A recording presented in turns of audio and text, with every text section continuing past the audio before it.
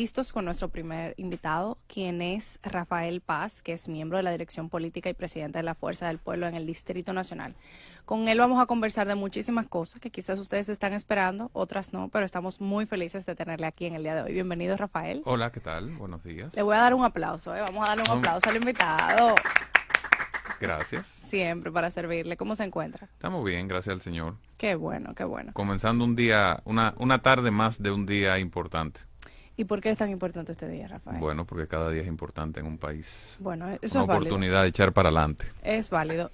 ¿Entiende usted que estamos echando para adelante? Hay gente que trabaja, que está trabajando para echar para adelante. Hay algunos ámbitos de la vida nacional, fundamentalmente las que tienen que ver con el sector privado y con los profesionales dominicanos que han avanzado, pero en sentido general la República Dominicana no avanza al nivel de las expectativas que tenemos todos. Esa es la realidad. ¿Tenemos las expectativas altas o usted entiende que el trabajo que se está haciendo no llega a donde tiene que llegar? Yo creo que hay un gobierno que gestiona de forma insatisfactoria los temas nacionales, que se caracteriza por altos niveles de incompetencia, que se reflejan en servicios públicos deficientes y en problemas que no se resuelven ni mejoran. Y creo que quien nos escucha y está en el tránsito en este momento sabe exactamente a lo que me refiero. El que nos escucha y ha sido golpeado por los apagones también sabe a lo que me refiero. Y el que va a las entidades públicas y recibe un servicio deficiente por personas que no tienen las capacidades para prestar los servicios, pero que sustituyeron a técnicos de muy buen nivel en esas instituciones solamente porque forman parte del partido de gobierno o porque quienes trabajaban allí no se sienten ya que les genera prestigio trabajar en esa institución y han salido y se han tenido que ir al sector privado. Esta conversación inició con tan solo una pregunta de cómo nos encontramos. Y me da mucho gusto que ya vamos por ahí. En base a eso que usted está diciendo, esta pregunta yo se la he hecho a varias personas de diferentes partidos políticos. No quiero politizar la pregunta. Desde su opinión objetiva, Rafael, yo le conozco desde antes de que usted viniera, le conozco desde hace un tiempo, he seguido su trabajo y conozco sus ideales, sus valores. Y por eso me doy el permiso de hacerle esta pregunta.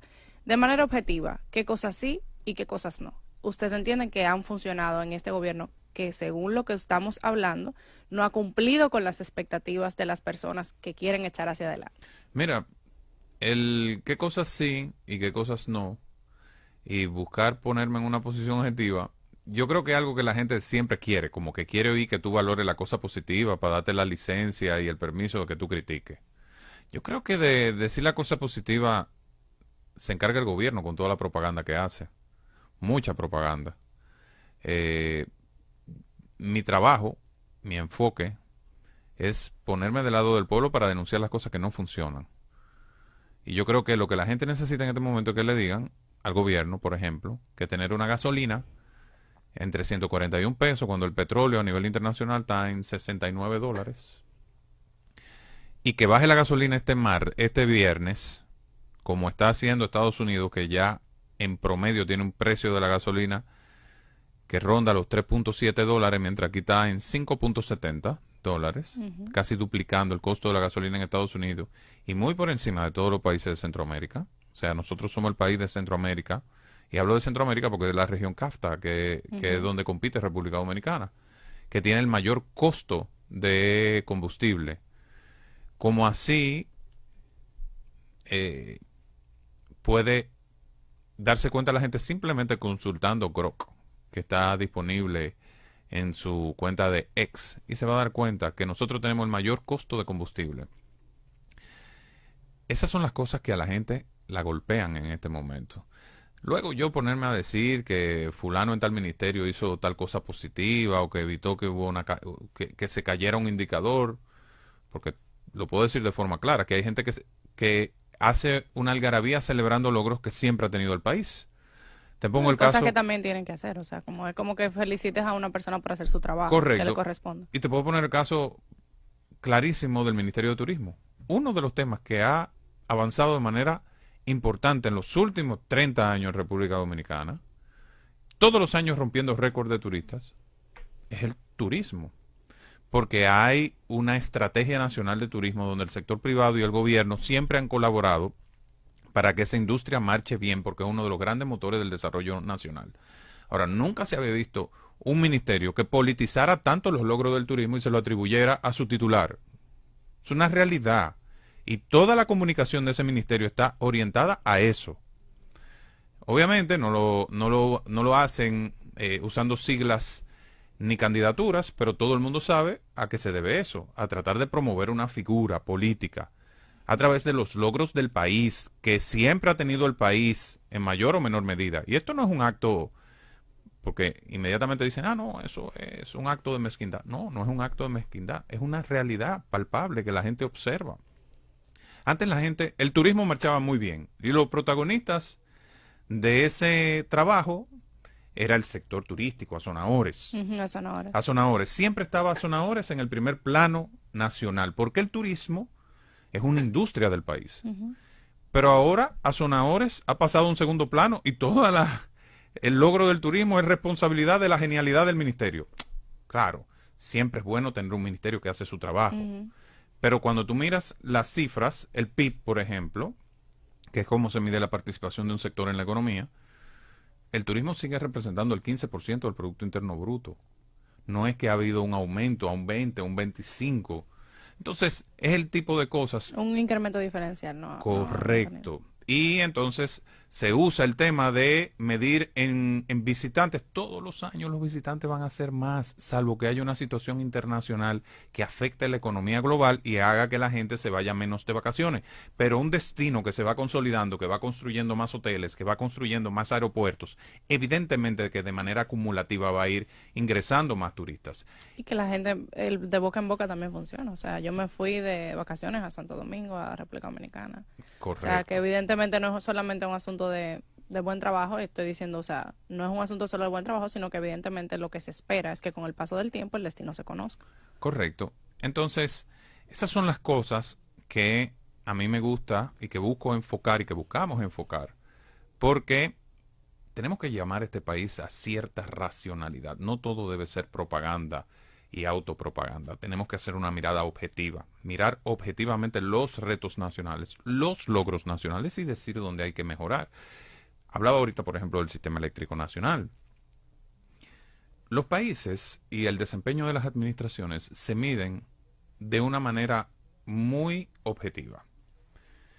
¿Cómo estaba el país cuando usted entró? Y cómo el país, cómo va evolucionando durante su gestión y cómo estuvo cuando usted se fue. En el sector eléctrico, las pérdidas del sector eléctrico estaban en un 27% en el año 2020. La suma del subsidio eléctrico eran unos 700 millones de dólares. 700 millones de dólares en 27%. Correcto. ¿Cómo están esos dos indicadores en este momento? Un 40%, 41% las pérdidas y el subsidio alcanza los 2.000 millones de dólares. Es decir, 700 millones de dólares y el subsidio alcanza los 2.000 millones de dólares. Es decir, ahora tenemos un subsidio 1.300 millones de dólares superior. Y ese es un dinero que pudo haberse utilizado para construir obras de infraestructura que necesitaba el país. Hospitales, escuelas. Que ahí voy cuando terminemos con eso. Puertos o aeropuertos o hasta una planta eléctrica. Porque una planta de 200 megas, el costo pudiera ser unos 1.200 millones de dólares al año. Es decir, con lo que se otorga de subsidio por la ineficiencia del sector eléctrico, el país pudiera estar haciendo inversión para mejorar los niveles de producción de energía y reducir los costos de la factura eléctrica.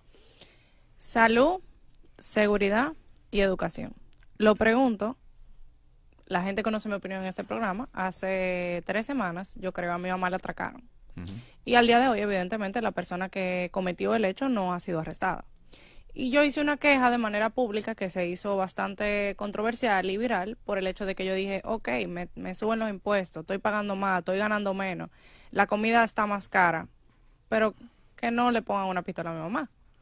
Entonces, ¿cómo usted ve esos tres sectores? Salud, seguridad y educación. A mí me gusta enfocar el tema de la educación. Voy a comenzar con la educación y voy a terminar con el de la seguridad por ser un tema tan sensible y tú contarme eso. Y lamento mucho la situación de tu madre. Mira, me gusta enfocar el tema de la educación desde las grandes urbes principalmente y desde el Distrito Nacional, que es mi territorio y el que conozco Ujú. como la palma de mi mano. La capital te da una idea de por qué la insatisfacción con la educación en el país. Si tú vives aquí en el Distrito Nacional y tú eres un ciudadano de clase media, baja, no estoy hablando ni siquiera de clase media alta, tú estás obligado a mandar a tu hijo a un colegio privado. Porque aquí en la capital solamente hay, por cada 10 escuelas, 2 solamente son públicas. Por cada 10 niños que van al colegio, que están en edad de ir al colegio, solamente 2 pueden ir a una escuela pública. 8 tienen que buscar espacio en el sector privado porque no hay cupo. Porque aquí el Estado no construyó las escuelas en su tiempo para poder generar una oferta de salud, de educación pública, de calidad, para que los niños pudieran ir a la escuela. Tomando en Solamente estoy hablando consideración, de infraestructura. tomando en consideración que esas 8 familias no necesariamente tienen los recursos para pagar. Y ahí comienza el problema. Porque la gente estima que los colegios privados en la capital solamente son para los ricos. No, aquí todo el mundo tiene que mandar a sus hijos Ujú. al colegio, a un colegio privado, salvo excepciones. Entonces, ¿qué genera eso? Eso genera un costo enorme en las familias. Y eso termina afectando la calidad de vida de la gente. Por eso, la canasta familiar aquí en la capital, mientras en el país entero en promedio es 46.000, 47.000 pesos, aquí es el doble. Aquí son casi 90.000 pesos. La básica.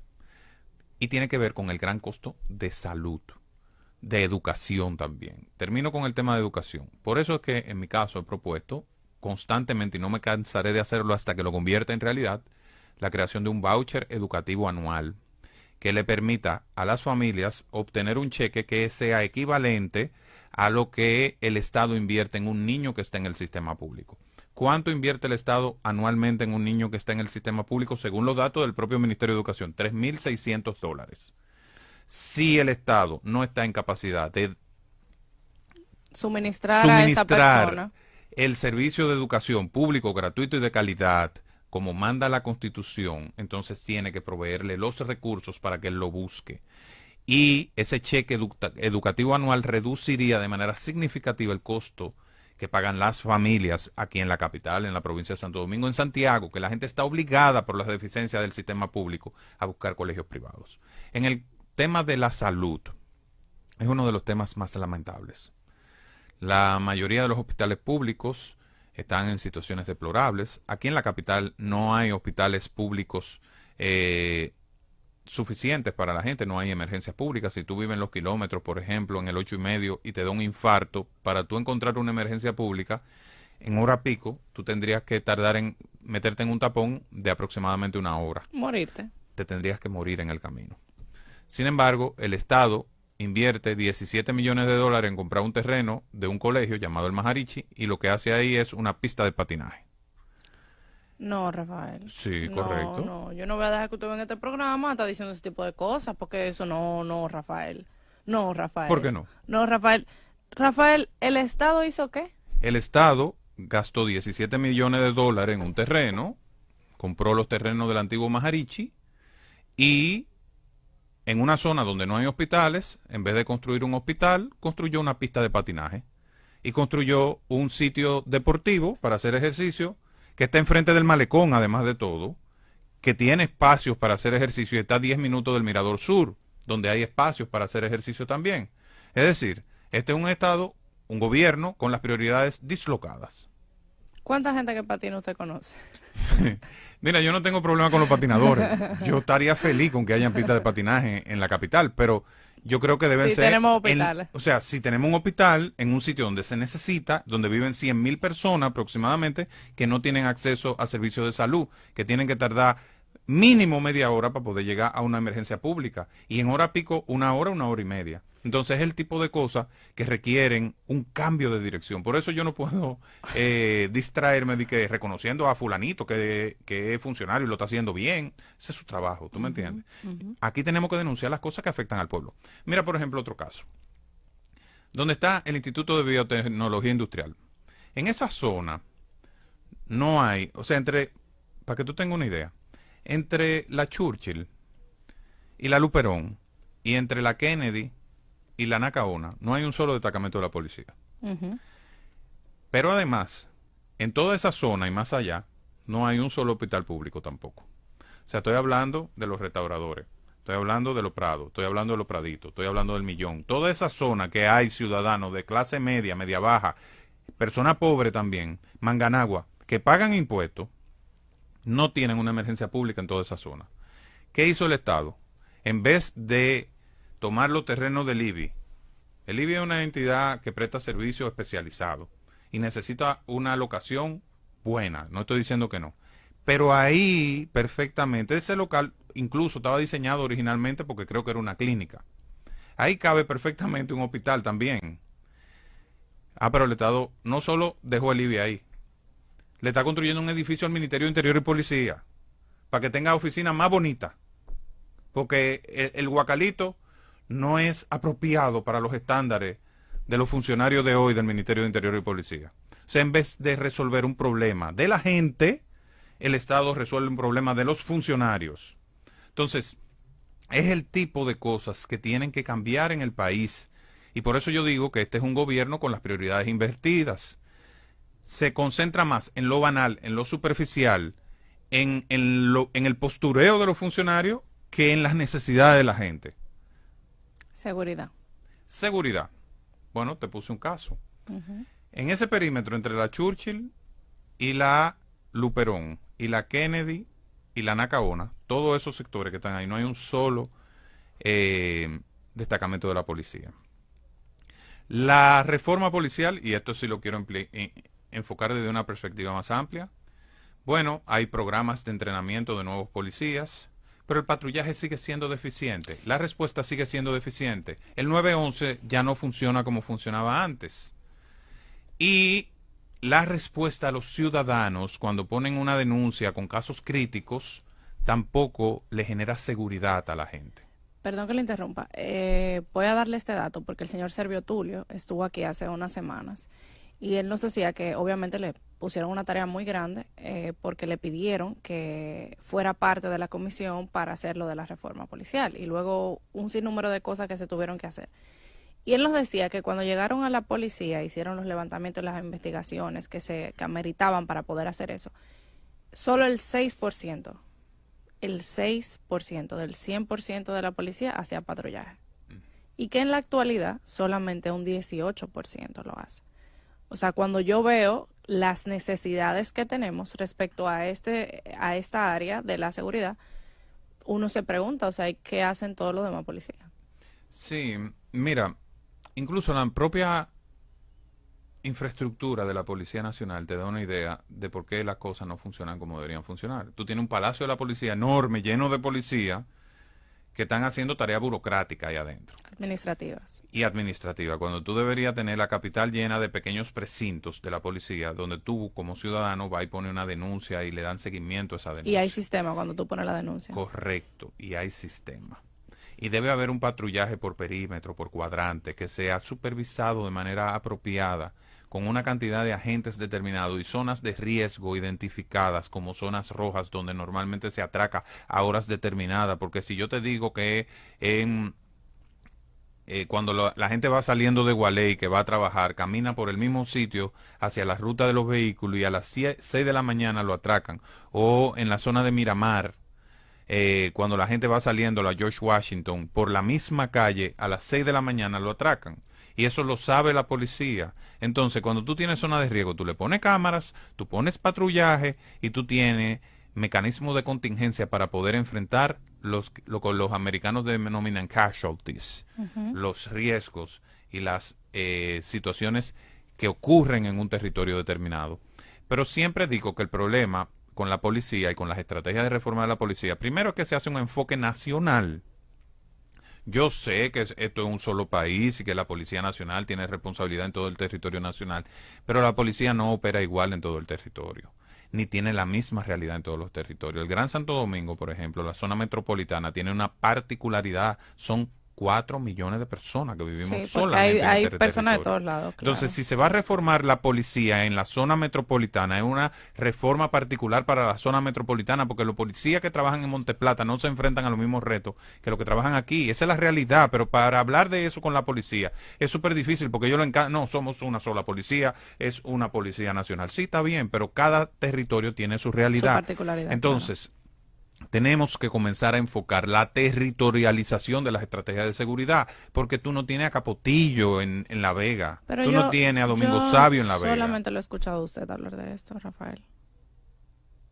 Gracias. No, o sea, lo digo de verdad, o sea, yo nunca había escuchado esta propuesta y me parece algo que debería de hacerse eco, o sea, algo que obviamente debería de trabajarse, pero no sé si eso es una causa que usted ha asumido o que ha encontrado aliados o que no, porque nunca había escuchado a alguien hablando de esto. Porque yo me formé en gestión de políticas públicas. Mi especialización es gobernabilidad y gestión pública y trabajé muchos años en la gestión de políticas públicas desde una perspectiva multidisciplinaria. En mi caminar aprendí que las mejores políticas son las que se trazan desde el territorio, desde lo particular hacia lo general. O sea, todo tiene una mirada general, Ujú. pero tú tienes que probarla en un Desde territorio en cerca, claro. particular. Por ejemplo, Estados Unidos y China, cuando definen una propuesta de política para cualquier cosa, lo primero que hacen es implementarla en un pequeño municipio, Un plan piloto. un plan piloto. Lo prueban y lo van extendiendo a territorios más grandes. Pero aún extendiéndolo a otros territorios, no definen una sola política para un país. Definen Ujú. las políticas adaptadas a cada territorio en particular en función de su cultura, en Y función de los resultados. de los recursos disponibles, de la geografía y de los resultados que buscan, incluso de la conformación de grupos étnicos. Es decir, hay una mirada multidisciplinaria y territorial de las políticas para que sean efectivas. Aquí todo es un plan nacional de tal cosa. Y el plan nacional se queda en el anuncio, en la primera ejecución y en unos resultados que casi nunca se miden después. Y después se sustituye ese plan nacional por otro segundo plan nacional. Entonces, cada vez que yo veo una política que sale con plan nacional de tal cosa, sin haber probado antes el asunto, yo digo, eso fracasó. O sea, ¿usted cree que en un mundo cercano pudiéramos tener la policía con enfoques al territorio y al lugar en el que ejerce? O sea, por ejemplo, de que si aquí en Santo Domingo la visión, aunque sea un mismo cuerpo, pero que todo el mundo tenga funciones en base a sus necesidades de espacio. ¿Usted cree que sea posible, Rafael? Yo creo que va a ser posible Sí. en la República Dominicana de los próximos 15 o 20 años. Ok, 15 o 20, está bien. Sí. Bueno, yo entiendo que sí, que yo voy a estar viva. Yo imagino que como el internet no olvida, yo espero ver esta entrevista y decir, cónchale, se logró, porque evidentemente es lo que necesitamos.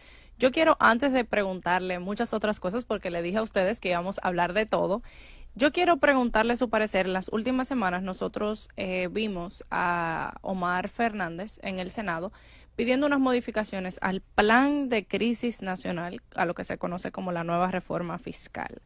Y en principio hay un video que se hizo bastante viral por el tema de que o sea, solamente hubieron 3 personas a favor de las modificaciones que le estaba Tú sabes que hay pidiendo. gente que es muy fuerte. ¿Tú sabes cómo le pusieron a esa reforma fiscal? Plan de crisis. No, la calle. ¿Cómo le puso la Ah, calle? ¿cómo le puso la Reforma calle? fiscal con vaselina. Bueno, bueno, pero dígalo en la cámara, Rafael, para que quede como más bonito. Reforma fiscal con vaselina se llama. Entonces, de la reforma fiscal con vaselina, cito las palabras de Rafael Paz, ¿eh? Correcto. ¿Qué usted piensa? Bueno, eso, que es una reforma fiscal edulcorada.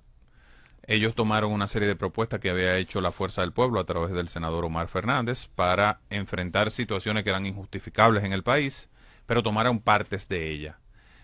Tomaron la eliminación, por ejemplo, de el impuesto a las hipotecas, Ujú. redujeron los impuestos a las transferencias, hicieron una parte de la indexación salarial, solamente hasta 39.900 pesos. Son tan tacaños que no lo llevaron a 40.000.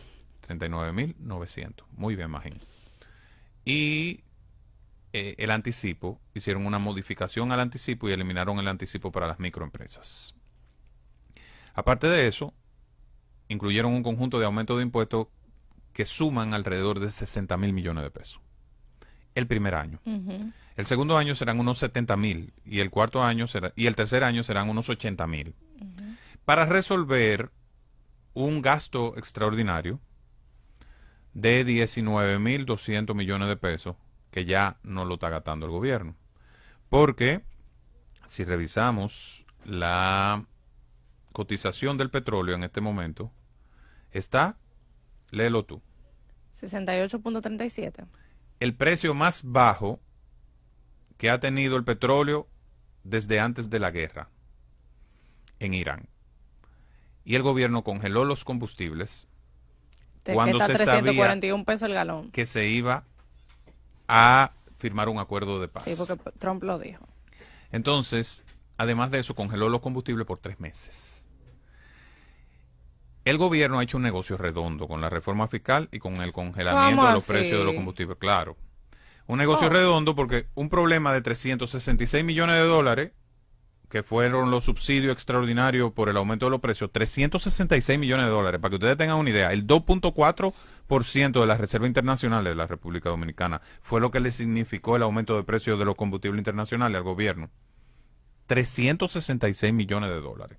Nada para las finanzas públicas, en términos prácticos. Se supone que ellos van a hacer una reducción de gastos por el orden de 40.000 millones de pesos. Según Magín Díaz, el propio Magín Díaz, de esos 40.000 que ellos iban a reducir para poder destinarlo a los subsidios, solamente consumieron la mitad. Entonces, además de eso, lograron una reforma fiscal de 60.000 millones para que el pueblo pagara la crisis, que es lo que ha ocurrido. No, o sea, al final el gobierno ha tenido, por esa vía, ingresos adicionales, ha gastado la mitad de lo que tenía previsto gastar y aumentó los precios de la gasolina. Le transfirió al pueblo el costo de 2 formas o 2 veces. A través de un precio de los combustibles a 341 pesos, el monto más alto en la historia de los combustibles de la República Dominicana. Le mete la reforma fiscal y por esa vía, más el aumento de los peajes, más el aumento de los servicios públicos como pasaportes, licencias, licencias de construcción y todos los permisos que usted saca en el Estado. Hoy el Estado Dominicano está recibiendo alrededor de 100 a 120.000 millones de pesos más que está sacándole a usted de sus bolsillos. Y como excusa tomó la guerra de Irán. Pero hoy el gobierno está pagando el combustible, está pagando el petróleo al menor precio desde días previos a la guerra, $68, y va a reducirse a 60.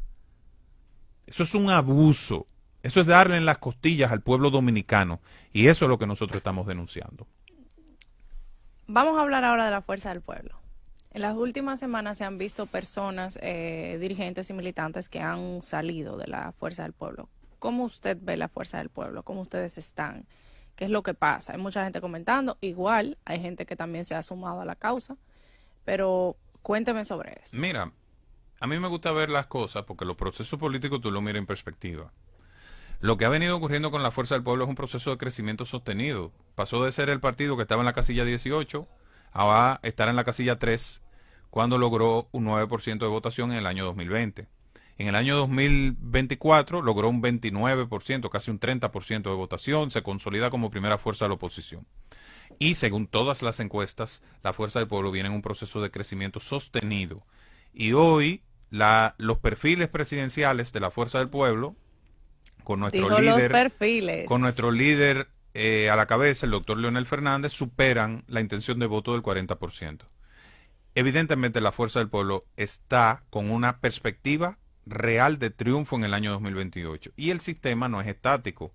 Usted está compitiendo contra adversarios que quieren quedarse en el poder y diseñan y arman todas las trampas para que no se le consolide toda la intención de voto opositora, que hoy supera el 68%, es decir, hay un 68% de dominicanos que no prefieren al PRM. El PRM está con una intención de voto de un 28-29%, el más bajo en su historia. Entonces, ¿qué quieren hacer? ¿O qué hacen? Arman trampas para tratar de crear una narrativa en perjuicio de la fuerza del pueblo y convencen a alguno por ahí con obras en una provincia y amplifican situaciones que se dan en el marco de incluso luchas provinciales de cualquier organización política y fomentan también candidaturas que a la gente, como dice, ¿qué está pasando aquí? ¿Qué es O esto? sea, usted entiende que esa gente que ha renunciado, usted entiende que le han vendido espejitos por oro. Dos personas de un partido de más de 2 millones de militantes. Dos dirigentes de un partido que tiene más de 70.000 dirigentes. O sea, y por cada persona que se fue, nosotros hemos juramentado 20, con nombre y apellido, con partido de procedencia. Solamente aquí en el Distrito Nacional, como presidente y supervisor, en las últimas semanas yo he juramentado más de 300 dirigentes de otras organizaciones, principalmente del PRM. Ay, ¿de dónde? Del PRM. Nosotros estamos juramentando gente decepcionada con el PRM porque sienten que el país va mal, porque sienten que lo cubiaron, porque no lo han tomado en cuenta, porque no cumplen. Así como no cumplen las promesas de campaña, como una nueva ley de hidrocarburos para hacer más transparente el precio de la gasolina, de esa misma forma no cumplen con su dirigencia y esas son las razones por las que se están yendo del PRM. Entonces todo, pero se fue el senador más de la provincia más importante del país. Una hecatombe en términos políticos. Y entonces trataron de diseñar unas supuestas salidas de la fuerza del pueblo para tapar eso. Antonio Taveras Guzmán, el senador de la plaza política más grande del país, la que tiene mayor cantidad de votos, en el año 2028 va a tener 2 millones de votos la provincia de Santo Domingo, renunció al PRM. Eso fue un terremoto político. Y el PRM manufacturó, con la complicidad de muchísimos comunicadores que al final lo que son es voceros del PRM, lo digo con toda responsabilidad, voceros oficiales y no oficiales, trataron de maquillar eso con salidas normales de un partido de oposición, que es la opción real de triunfo en el año 2028, que se llama la Fuerza del Pueblo. Wow. Yo quisiera saber, ¿ustedes ya están trabajando en la construcción del proyecto municipal para poder quedarse con la alcaldía? La Fuerza del Pueblo, y lo he dicho en otros espacios y lo repito aquí, es el principal partido del Distrito Nacional. Supera como marca el 35% en el Distrito Nacional. La Fuerza del Pueblo va a retener la senaduría, va a ganar la alcaldía y va a ganar el voto presidencial en la capital y se va a llevar la mayor cantidad de diputados y regidores del Distrito Nacional. Eso es lo que está planteado hoy y para eso estamos trabajando y tenemos la estructura más poderosa, más de 450 direcciones medias en todo el Distrito Nacional, con una cantidad extraordinaria de direcciones de bases, dirigentes trabajando todos los fines de semana con jornadas de crecimiento, una comisión de crecimiento atrayendo dirigentes sociales, políticos, comunitarios de todos los niveles, nosotros no paramos, y una acción comunicativa asertiva vinculada a las causas y a los problemas de la capital. Por O eso sea, la gente ha dicho, el partido al que yo quiero pertenecer es la Fuerza del Pueblo. ustedes están trabajando, están preparándose, están haciendo lo que tienen que hacer. Esta pregunta que le voy a hacer se la he hecho a todas las personas de su partido que han estado conmigo en esta cabina y con el señor Cavada que está en espíritu con nosotros el día de hoy. Yo sé que por el manejo y por muchas cosas quizás no se puede dar una opinión abierta porque no les compete, pero Omar es una persona que tiene una tasa de rechazo cero. Y eso no hay que ser de un partido político para asumirlo. O sea, he visto varias personas de diferentes partidos que lo reconocen. Tiene una tasa de rechazo cero. Y la trayectoria de Leonel Fernández, o sea, hay que reconocerla. Nadie puede decir que eso no pasó, hay que reconocer la trayectoria del doctor. O sea, los aportes que ha hecho en todos los sectores que hizo. La gente está desesperada por saber. La gente está desesperada por saber. Va a ser el león, va a ser el hijo, Simba. O sea, la gente quiere saber, Rafael. ¿Cuándo que ustedes van a decir qué es lo que va a pasar? Simba o Mufasa. Exacto. O Ok. sea, la gente quiere saber. Mira, yo he utilizado siempre, el que me conoce sabe que hay dos principios que yo utilizo. Uno es que a su tiempo se maduran las uvas y que no se pueden poner las carretas delante de los bueyes, porque se rompe la carreta. Hay un ciclo que establece la ley electoral y nosotros decidimos en la dirección política esperar el tiempo de la ley electoral. Ese tiempo será octubre del año 2027 o en el año 2027. La Fuerza del Pueblo tiene la ventaja de que tiene a Leonel, que es nuestro máximo líder, un estadista con una obra institucional y material innegable, la Constitución de la República, la Estrategia Nacional de Desarrollo, la reforma del sistema financiero del Estado, el metro de Santo Domingo en la parte física, los túneles, los elevados, la autovía del Este, las extensiones de la UAS en todo el territorio nacional, el ITLA, el programa de becas internacionales. Ese es el gran legado de Leonel. Me tomaría medio programa hablando de las cosas de manera específica. Pueblos que fueron hechos completos, como Monteplata. Monteplata la hizo Leonel. Y tiene a Omar, el político más popular de la República Dominicana, con una conexión emocional con la juventud, con sectores profesionales, con aquellos que buscan una esperanza de una nueva generación.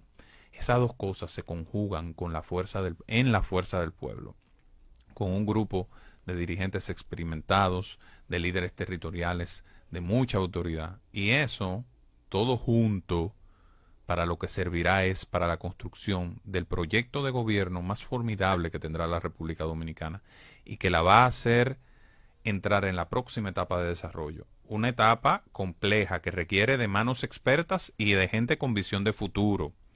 Porque el reto que impone para la sociedad la inteligencia artificial, la computación cuántica, la competencia que hay y la disrupción que hay en las cadenas de valor a nivel internacional y los efectos que eso tiene sobre la juventud, el tipo de educación que necesitamos, la conversión laboral que tenemos que hacer, la creación de capacidades para poder enfrentar y no quedarnos en la cola del desarrollo. China y Estados Unidos están compitiendo ahora mismo por desarrollar el cerebro más avanzado de la humanidad a nivel artificial. Nosotros tenemos que luchar para no convertirnos en el dedo gordo del pie derecho del mundo. Tenemos que convertir a República Dominicana en un hub regional, en un lugar donde la inversión en tecnología, la industrialización, nos coloque en un punto medio de la cadena para que pasemos en una generación a ser un país desarrollado. Esa es la tarea que tenemos. Eso es lo importante de cara al futuro y para eso tendremos que resolver problemas del siglo XX que todavía tenemos, como la luz, como el tránsito, como la deficiencia de los servicios públicos, y a la par tendremos que ir desarrollando capacidades para la nueva etapa que vive el mundo. Y eso solamente hay una fuerza política con las capacidades y con la combinación generacional para lograrlo. Esa fuerza es la fuerza del pueblo. Un partido que no farandulea, un partido que no está en banalidades, un partido que no se lleva solamente del activismo político operativo, sino que tiene gente pensando, gente pensante, gente decidida a construir un futuro mejor. Esa es la fuerza del pueblo y ese es el partido por el que yo lucho todos los días. Bueno, todo el que escuchó al señor Rafael Paz puede darse cuenta, la verdad, que esta gente es muy inteligente, ellos no van a quedar mal. Entonces, la conclusión de todo lo que él dijo es que para saber si va Simba o Mufasa hay que esperar a octubre del 2027. Y que mientras tanto se pueden sumar a su plataforma para conocer la causa. Claro, ¿no? y nosotros vamos para adelante con Leonel y con Omar, con los dos. Yo, lo último que quisiera preguntarle, el Código Penal ha tenido opiniones divididas, todavía. ¿Cuál es la posición de ustedes frente al nuevo Código Penal? Bueno, yo no te puedo hablar por mi partido en este momento porque mi partido no se ha reunido para discutir ese tema. Te puedo hablar desde mi perspectiva como abogado y especialista en políticas públicas. El país duró años discutiendo un Código Penal.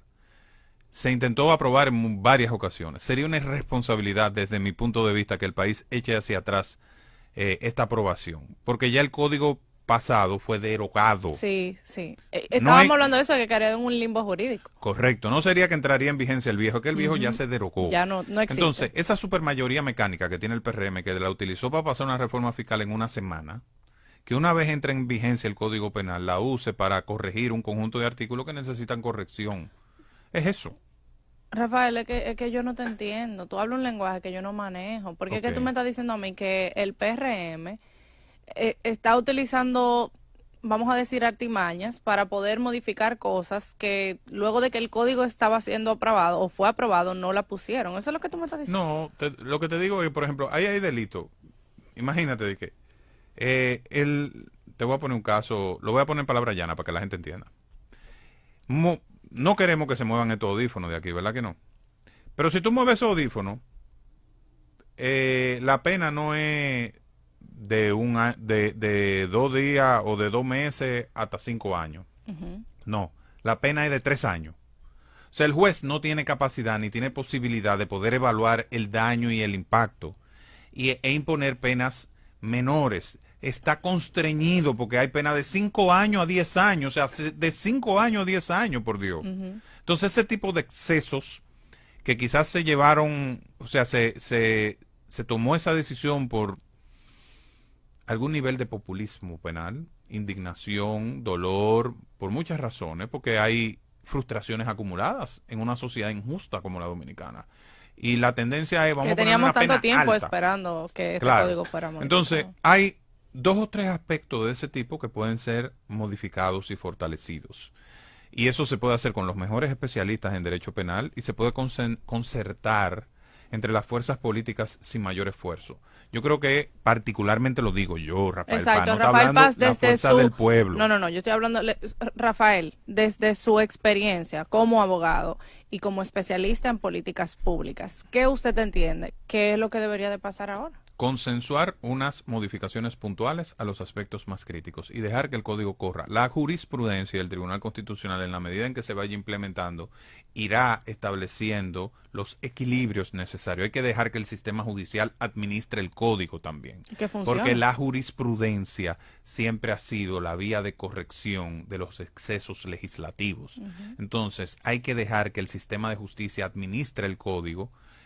Si hay excesos que son evidentes, es posible que los haya, hacer correcciones puntuales y dejar que la jurisprudencia funcione, tanto el Tribunal Constitucional como el Poder Judicial. No es un fracaso para el Poder Legislativo cuando el Congreso, cuando el Tribunal Constitucional corrige un artículo. Ujú. El Poder Legislativo aprueba la ley, el Tribunal Constitucional garantiza la idoneidad constitucional y como aquí no hay control preventivo de la constitucionalidad, salvo para el caso de los tratados, ¿qué es el control preventivo? Es decir, hay países donde para aprobar una ley hay que mandarle y solicitarle una opinión al Tribunal Constitucional antes para que haga las observaciones de constitucionalidad.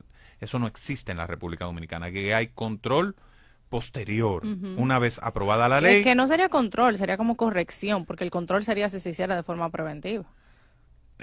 Lo que pasa es que en términos jurídicos y en la doctrina se conoce como control constitucional. El control constitucional es el rol que se atribuye a un tribunal, que puede ser la Suprema Corte de Justicia en el caso de los Estados Unidos, por ejemplo, o el Tribunal Constitucional en el caso de la República Dominicana de hoy, antes era la Suprema, para poder revisar el ajuste de las leyes a lo que dispone la Constitución.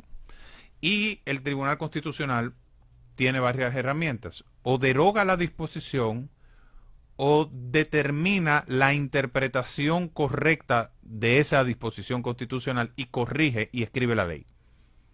Eso lo puede hacer el Tribunal Constitucional. Decir, no, este artículo no debe leerse así, sino así.